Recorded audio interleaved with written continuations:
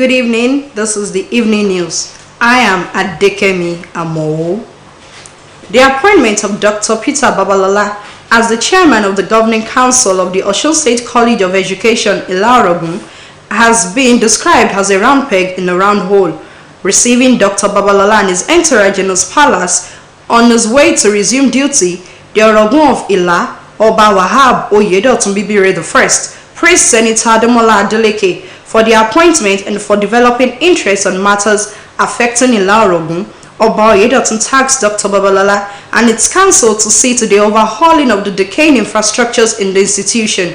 Dr. Babalola, who had earlier been received by the institution's management, led by the provost, Professor Afolabi Atanda, at the boundary between Ilaragun and Oton Ayegbaju, proceeded to the college premises. Welcoming Dr. Babalola to the institution, Professor Afolabi Atanda pledged the cooperation of all stakeholders on the campus for maximum support that will promote effective and efficient transformation of the institution under the new chairman. Responding, the new Governing Council chairman explained that the administration of Senator Ademola Adeleke is not interested in witch hunting, but warned that any act of infrastructure export would be greatly resisted. Dr. Babalola hyped on the need for total loyalty to the state governor, who is the visitor to the institution. He stressed that there is an urgent need to improve upon student enrollment for the benefit of all stakeholders of the citadel of learning. He thereafter conducted round the various facilities on the institution for on-the-spot assessment with a view of having first hand. The Presidential Tribunal sitting in Abuja has reserved judgment on the petition filed by People's Democratic Party candidate Atiku Abubakar on the February 25th presidential election. Atiku is challenging the declaration of President Bola Tinubu as the winner of the election. Respondents in the suit are the Independent National Electoral Commission, Bola Tinubu, and the All Progressives Party. The tribunal, after adopting the party's final written addresses, reserved judgment to a date to be communicated to the parties in the case.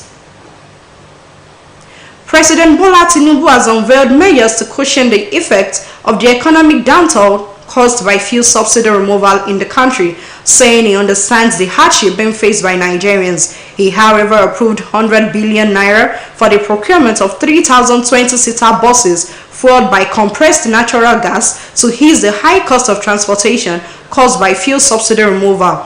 The president also said his administration would energize micro, small and medium-sized enterprise and the informal sector as drivers of growth with 125 billion naira. He said of the sum, 50 billion naira would be spent on conditional grants to 1 million nano businesses between now and March next year, explaining that the government's target is to give 50,000 naira each to 1,300 nano businesses owners in each of the 774 local governments across the country. He also abolished multiple exchange rates, forcing the dollar to exchange for over 850 naira at the black markets. The Nigerian Labour Congress has knocked the President Bola Tinubu's declaration that the review of minimum wage is imminent. The Congress and the statesmen noted that it is open knowledge that the review of minimum wage would commence in 2024 as stipulated by law.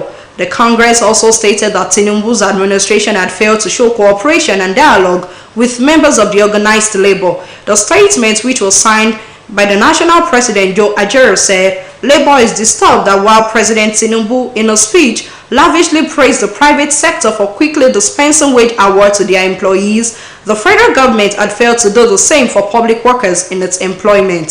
Speaking further on the negotiations so far, Ajero said organized labor has been forced to negotiate with empty chairs on the federal government side, as the federal government has not matched its public promises with firm commitment to negotiate in good faith with labor.